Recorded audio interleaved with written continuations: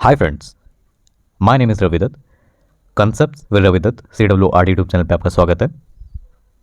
इस वीडियो में मैं आपको नाउन और उसके सारे टाइप्स को बहुत ही आसान लैंग्वेज में प्लस पूरी तरह सिखाऊंगा। आप चाहे स्कूल, कॉलेज, कंपटीशन या किसी भी लेवल पे स्टडी कर रहे हो, आपको इस वीडियो से बहुत ज़्यादा हेल्प होगी। चलिए स्टार्ट करते हैं। अगर मैं आपसे पूछूं कि इनमें से किसका नाम एरोप्लेन है, तो आप बता देंगे ये। इसी तरह अगर मैं आपसे पूछूं किसका नाम कैमल है, तो आप बता देंगे ये। तो इसी तरह हर वो नाम जिससे आप किसी को आइडेंटिफाई कर पाओ, वही तो नाउन होता है। अगर मैं बोलूं कार, तो आपकी नज़र इस पे जाएगी, क्योंकि कार नाम से इस चीज़ को जाना जाता है। तो बस नामों के इसी टॉपिक को आज हम पढ़ेंगे। सबसे पहले हम जानेंगे कि नाउन यानी संज्ञा है क्या। A noun is a naming word used to identify a person, place, animal, thing और एक्सपीरियंस। यानी किसी नाम के जरिए अगर आप किसी इंसान, किसी जगह, किसी जानवर, किसी वस्तु या किसी भाव या फिर अनुभव को पहचान सको, आइडेंटिफाई कर सको, तो उसी नाम को नाउन कहते हैं। फॉर एग्जाम्पल, किचन नाम से आप एक ऐसी जगह को आइडेंटिफाई कर सकते हो जहाँ पे कुकिंग करी जाती है, खाना पकाया जाता है। पेट्रोल पंप नाम से आप एक ऐसी जगह को आइडेंटिफाई कर सकते हो जहाँ आप अपनी गाड़ी में तेल डलवाते हो। देन डेंटिस्ट नाम से आप एक ऐसे इंसान को आइडेंटिफाई करते हो जो दांतों का ट्रीटमेंट करते हैं। फिर रोहन नाम से आप किसी को आइडेंटिफाई कर सकते हो, किसी का नाम हो सकता है रोहन। एलिफेंट नाम से आप किसी जानवर को आइडेंटिफाई कर सकते हो। इसी तरह मोबाइल नाम से आप किसी वस्तु या थिंग को आइडेंटिफाई करते हो। और हैप्पीनेस नाम से एक भाव जिसको एक्सपीरियंस किया जा सके, उसको आइडेंटिफाई करते हो। नेक्स्ट है टाइप्स ऑफ नाउन, यानी संज्ञा के प्रकार। नाउन के 7 डिफरेंट टाइप्स होते हैं, जैसे कि proper noun, common noun, collective noun, abstract noun, material noun, compound noun and gerund, यानी कि क्रियावाचक संज्ञा। इन सातों टाइप्स को हम बहुत ही आसानी से सीखेंगे। इसकी शुरुआत हम फर्स्ट और सेकंड को, यानी प्रॉपर और कॉमन नाउन को एक साथ पढ़ने से करेंगे। ये दोनों टोटली आपस में रिलेट करते हैं, और वो कैसे होता है ये मैं आपको आगे समझाऊंगा। देखो, हर चीज़ के 2 तरह के नाम होते हैं। पहला तो वो जो उसका अपना खुद का नाम होता है, और दूसरा वो नाम जिससे वो और उसके जैसे बाकी सारे भी जाने जाते हैं। तो जो किसी का खुद का अपना नाम होता है उसको हम कहते हैं प्रॉपर नाउन, और उसका दूसरा नाम जिससे वो और उसके जैसे बाकी सारे जाने जाते हैं उसको कहते हैं कॉमन नाउन। अब मैं आपको 3 अलग अलग एग्जाम्पल दिखाऊंगा जिससे आप इस कंसेप्ट को और अच्छे से समझ जाओगे। बस देखते जाना।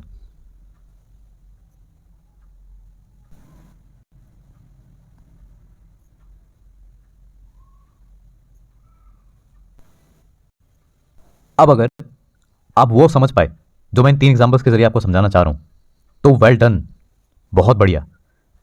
अब मैं एक्सप्लेन करता हूं कि इनका मतलब क्या है।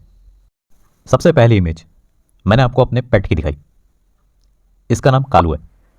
तो कालू इसका अपना खुद का नाम है, लेकिन इसको और इसके जैसे बाकी सारों को डॉग नाम से भी तो जाना जाता है। तो यहां पर कालू एक प्रॉपर नाम हो गया और डॉग एक कॉमन नाम हो गया जो इसके जैसों के लिए कॉमनली यूज करा जाता है। सेकंड इमेज मैंने आपको दिखाई कार की। इसका अपना खुद का नाम टाटा नैनो है, लेकिन इसको और इसकी जैसी बाकी सारी गाड़ियों को कार नाम से भी तो जाना जाता है। तो टाटा नैनो जो हुआ ये प्रॉपर नाउन हो गया, प्रॉपर नाम हो गया किसी का, और कार ये एक कॉमन नाम हो गया इन सब के लिए। फिर तीसरी इमेज मैंने क्या दिखाई आपको, एक महीना जिसका अपना खुद का नाम अप्रैल है, लेकिन सभी 12 महीनों के लिए एक नाम और होता है, उसे मंथ भी तो कहते हैं। तो अप्रैल तो इस महीने का अपना खुद का नाम हो गया, बट मंथ, मंथ नाम से ये और इसके जैसे सभी 11 महीने और जो हैं वो भी जाने जाते हैं। तो यहां अप्रैल क्या हुआ, प्रॉपर नाउन, और मंथ क्या हुआ, एक कॉमन नाउन, यानी सभी महीनों को कॉमनली मंथ कहा जाता है। अब इस चार्ट को ध्यान से देखिए, एक तरफ दिए प्रॉपर नाउन्स और दूसरी तरफ दिए कॉमन नाउन्स। यानी इस तरफ आपको किसी लड़के, शहर, कुत्ते, नदी, देश, पहाड़, किताब और ग्रह यानी प्लैनेट का अपना अपना नाम देखने को मिलेगा। यानी किसी लड़के का नाम रवि है, किसी का अमित है, फिर किसी पहाड़ का नाम एवरेस्ट है, इसी तरह किसी ग्रह का नाम अर्थ है, किसी नदी का नाम यमुना है। लेकिन इस तरफ आपको इनके वो नाम मिलेंगे जिससे ये और इनके जैसे बाकी सारे भी जाने जाते हैं। अब इस टॉपिक की बेटर क्लैरिटी के लिए मैं आपको इनकी डेफिनेशंस की तरफ लेके चलता हूँ। सबसे पहला है प्रॉपर नाउन, यानी व्यक्तिवाचक संज्ञा। The specific names for people, places, things और आइडियाज, यानी लोगों, स्थानों, चीज़ों या विचारों के विशिष्ट नाम। जैसे कि यहाँ पे आप देखिए राष्ट्रपति भवन लिखा है, ये एक इमारत, एक बिल्डिंग का अपना खुद का नाम है। इसी तरह डॉक्टर APJ अब्दुल कलाम आज़ाद, ये एक इंसान का अपना खुद का नाम है, इससे सिर्फ वही आइडेंटिफाई हो रहे हैं और कोई नहीं। फिर देखिए जनवरी, इस एक नाम से सिर्फ एक महीना जनवरी ही आइडेंटिफाई हो रहा है क्योंकि ये उसका खुद का नाम है अपना। अगली इंपॉर्टेंट चीज़ जो आपको ध्यान रखनी है, एक सेंटेंस के अंदर प्रॉपर नाउन चाहे कहीं भी हो, बिगिनिंग में हो या मिडिल में या कहीं पे भी, ये हमेशा ही कैपिटल लेटर से स्टार्ट होता है। जैसे कि आप इन सारे उदाहरणों को भी देख सकते हैं, मैंने कैपिटल से स्टार्ट किया इनको। नेक्स्ट है कॉमन नाउन, यानी सामान्य संज्ञा। Common noun is a word that names a general category of person, place, thing और आइडिया, यानी वह शब्द जो एक पूरी श्रेणी या जाति का प्रतिनिधित्व करते हैं, ना कि किसी विशिष्ट व्यक्ति, वस्तु या स्थान का। जैसे कि पिछले एग्जाम्पल में अगर मैं बिल्डिंग कह देता तो इस नाम के अंदर चाहे राष्ट्रपति भवन होता, बुर्ज खलीफा होता या कोई भी छोटी मोटी कोई बिल्डिंग होती, वो भी आ जाती। फिर इसी तरह अगर मैं मैन कह देता तो इसके अंदर डॉक्टर APJ अब्दुल कलाम भी आ जाते और बाकी सारे मैन जो हैं वो भी आ जाते। इसी तरह अगर मैं मंथ कह दूं तो इसके अंदर जनवरी भी आएगा और सारे महीने आ जाएंगे बाकी। तो अब आप 100% समझ चुके हैं पूरी क्लैरिटी से कि ये कॉमन और प्रॉपर नाउन क्या है। अब आपके सामने कुछ छोटे छोटे से सेंटेंसेस आएंगे। हर सेंटेंस के अंदर आपको ये पहचानना है कि इसमें कौन सा प्रॉपर नाउन है और कौन सा कॉमन नाउन है। तो स्टार्ट करते हैं। सबसे पहला है Amazon is one of the biggest companies in America. तो ये कंपनी वाला अमेज़ॉन है। अब इस Amazon नाम से हमें सिर्फ एक कंपनी का नाम पता चल रहा है, तो ये एक प्रॉपर नाउन हो गया। फिर देखो आगे कंपनीज लिखा है यहाँ पे। दुनिया की चाहे कोई भी कंपनी हो, चाहे अमेज़ॉन हो, चाहे गूगल हो, फिर चाहे माइक्रोसॉफ्ट हो, हर किसी को कंपनी कहा जाता है। तो ये कंपनीज वर्ड जो है एक कॉमन नाउन है। अब आगे देखो यहाँ पे लिखा है अमेरिका। अमेरिका एक विशेष देश का नाम है, तो ये प्रॉपर नाउन हो गया। अगला है second, mount Everest is the highest mountain in the world.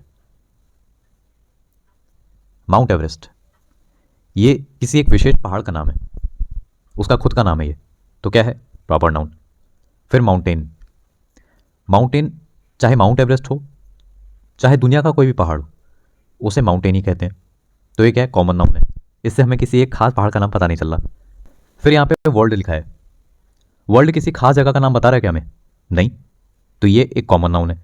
इसी तरह यूनिवर्स होता, UNIVERS यूनिवर्स, ये भी एक कॉमन नाउन होता है।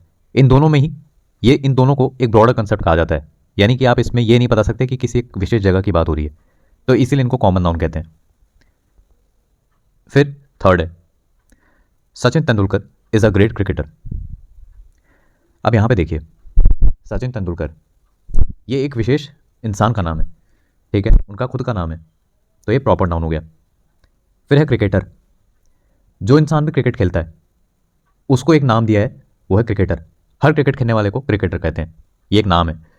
लेकिन क्या मुझे इससे किसी खास क्रिकेटर का नाम पता चल रहा है, नहीं, तो ये एक कॉमन नाउन है। नेक्स्ट देखो, the Taj Mahal is located in Agra. अब देखो ताजमहल लिखा है यहाँ पे, इससे मुझे पता चल रहा है कि किस जगह की बात हो रही है, ठीक है, तो ये प्रॉपर नाउन है। आगरा ये किसी एक शहर का खुद का नाम है, तो मुझे पता चल रहा है कि किसका है, तो ये प्रॉपर नाउन हो गया। फिर देखो अगला, I bought a new book from the store. अब देखो बुक लिखा है यहाँ पे, क्या हमें ये पता चल रहा है कि किस बुक का नाम लिखा है, किसी किताब का नाम पता चल रहा है? नहीं, ये है कॉमन नाउन। स्टोर, स्टोर शब्द से किसी खास स्टोर का नाम पता चल रहा है? ग्रोसरी स्टोर या शर्मा स्टोर, किसी का नाम पता चल रहा है? नहीं, तो ये भी एक कॉमन नाउन हो गया। अगला देखो, my dog loves to play in the park. ठीक है, अब यहाँ पे डॉग शब्द लिखा है, इससे मुझे किसी खास कुत्ते का नाम पता नहीं चल रहा है, तो ये एक कॉमन नाउन है। फिर पार्क लिखा है यहाँ पे, क्या किसी खास पार्क का नाम पता चल रहा है? नहीं चल रहा, तो ये एक कॉमन नाउन है। अब हमारा प्रॉपर और कॉमन पूरी तरह से कंप्लीट हो गया। अब हम चलते हैं नेक्स्ट टाइप की तरफ। नाउन का तीसरा टाइप है कलेक्टिव नाउन, यानी समूहवाचक संज्ञा। तो a name used for the group of people, animals और थिंग्स, यानी कि लोगों, जानवरों या चीज़ों के समूह के लिए उपयोग होने वाला नाम। जैसे कि मछलियों के समूह को स्कूल कहा जाता है, SCHOOL, स्कूल। फिर इसी तरह भेड़ियों के झुंड को पैक कहा जाता है, PACK, पैक। यही दोनों शब्द जो आप देख रहे हैं, जो किसी के झुंड को या समूह को दर्शा रहे हैं, इन्हें ही कहते हैं कलेक्टिव नाउन। अब मैं आपको कुछ एग्जांपल्स दिखाऊंगा इनके। आपको 2 पॉइंट्स यहाँ पे मैं बता देता हूँ। सबसे पहला, जितने भी ये पिंक बोल्ड वाले वर्ड्स हैं, ये सारे कलेक्टिव नाउन्स के उदाहरण हैं, क्योंकि ये किसी ना किसी के ग्रुप या समूह को दिखा रहे हैं। उसके बाद कलेक्टिव नाउन्स की पहचान होती है कि इनके बाद ऑफ होता है और जिसके भी समूह को ये रिप्रेजेंट करते हैं वो प्लूरल में लिखा रहता है। जैसे कि a class of students plural है, फिर a pride of lions plural है, ऑफ भी है।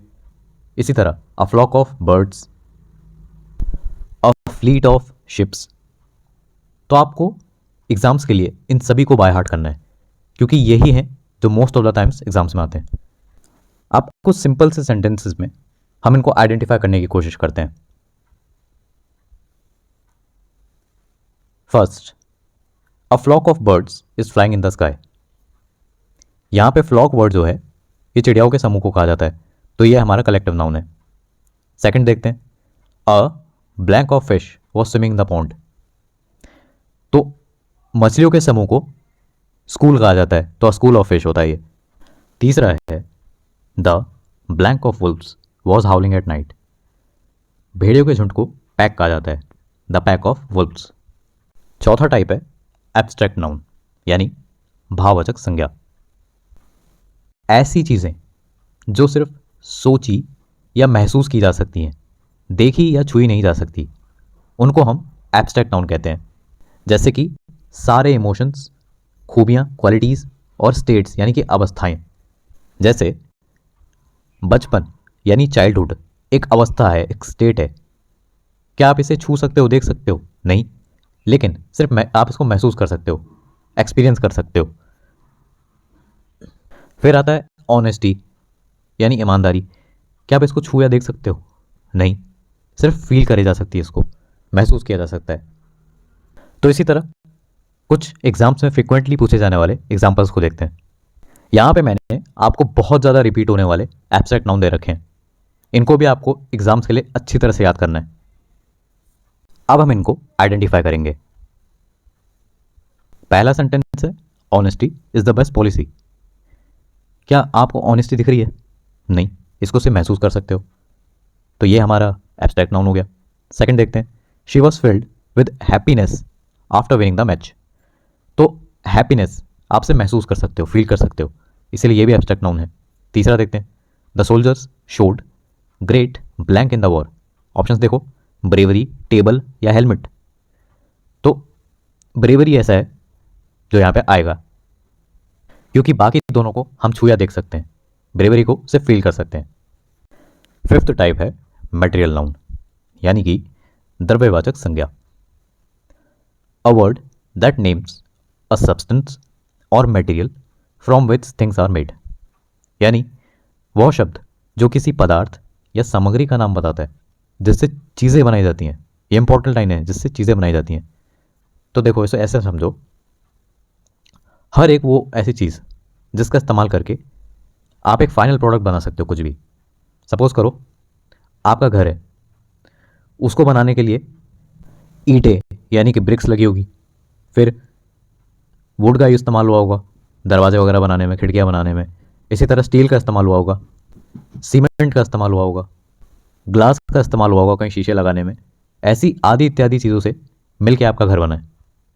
तो आपका घर एक फाइनल प्रोडक्ट है और ये सब वो मटेरियल है जिसका इस्तेमाल उसको बनाने में हुआ है। तो ये है मटेरियल नाउन। इसी तरह आप रोड में जाओ, वहाँ पे आपको बस दिखेगी, तो उस बस को बनाने में, उसके टायर्स को बनाने में रबर का इस्तेमाल हुआ होगा। फिर उसका ढांचा तैयार करने में स्टील उसका यूज़ हुआ होगा। और भी कितनी ही चीज़ों से वो बस तैयार हुई होगी।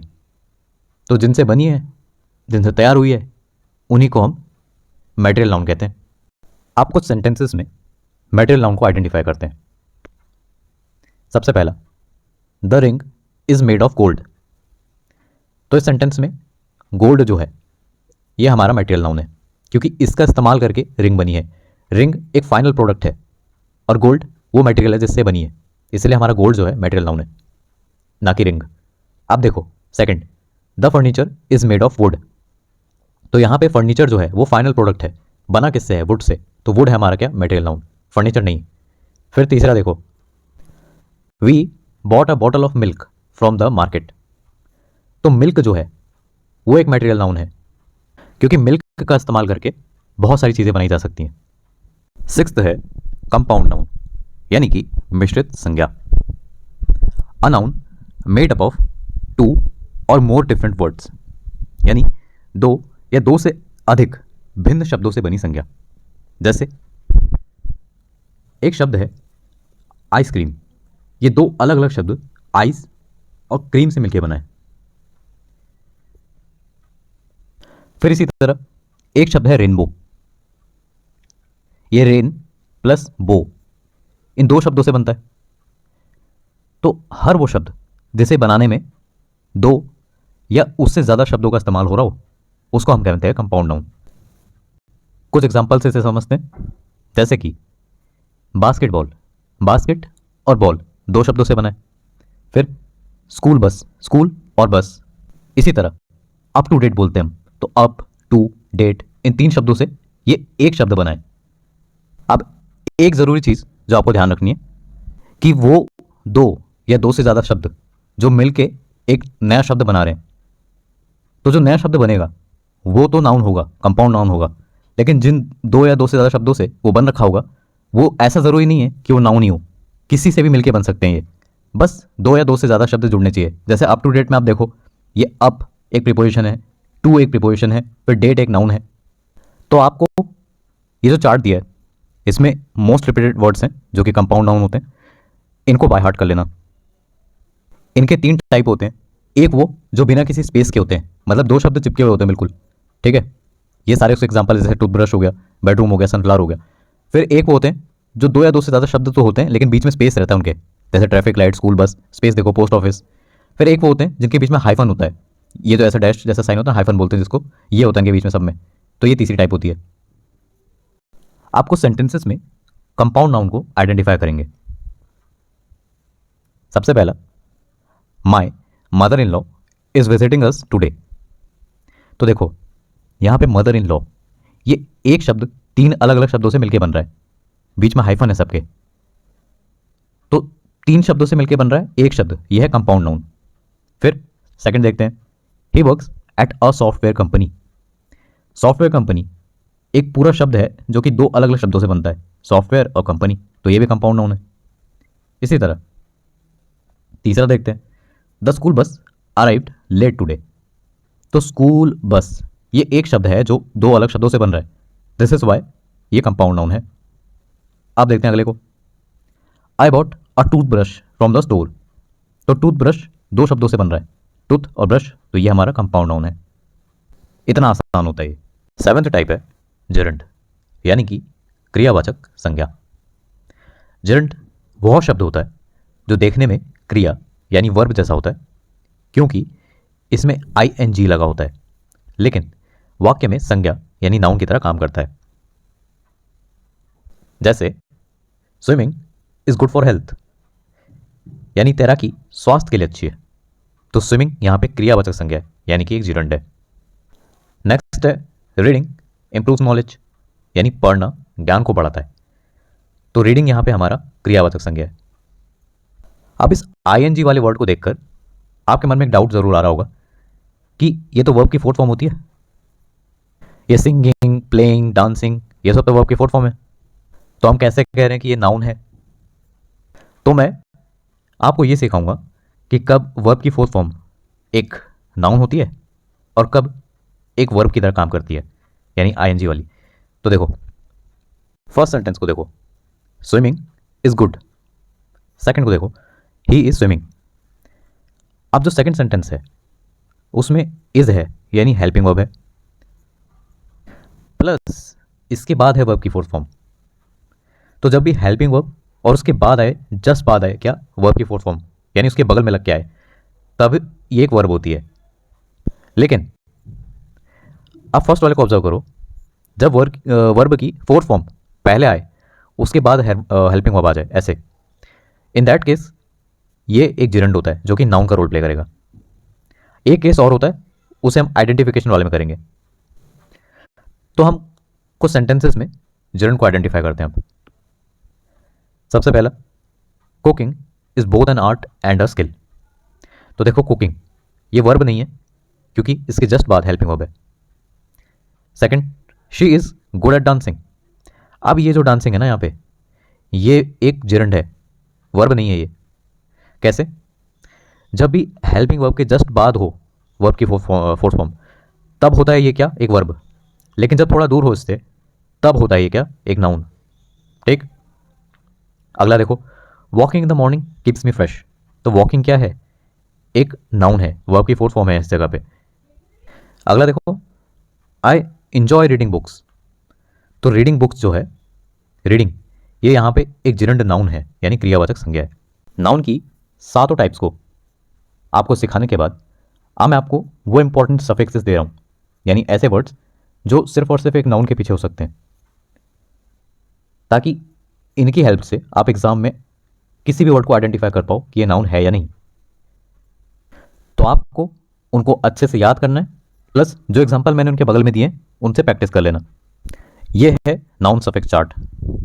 मैंने ऐसे दो चार्ट्स आपके लिए प्रिपेयर कर रखे हैं, एक ये है और एक नेक्स्ट स्लाइड पे है। तो देखो, जिस भी वर्ड के पीछे AGE, AL, ANC या ENC, DOM, ER या OR, IST, MENT, फिर NESS, SION या TION हो, ITY हो, ISM हो, हुड हो, शिप हो, URE हो, ये सारे वर्ड्स जो हैं वो नाउन होते हैं।